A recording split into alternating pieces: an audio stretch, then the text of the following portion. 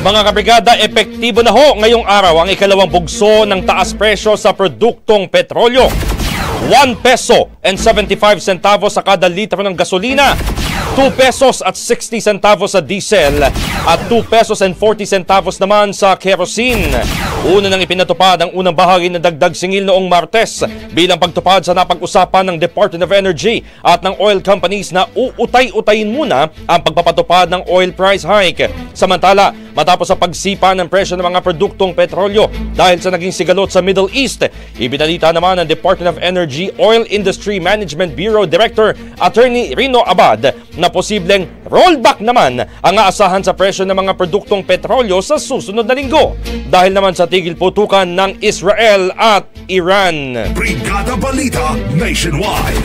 Brigada Balita sa... Ang bahaging ito ay hatid sa atin ng NutriCleanse Herbal Capsule. Linis tiyan, sexy tiyan.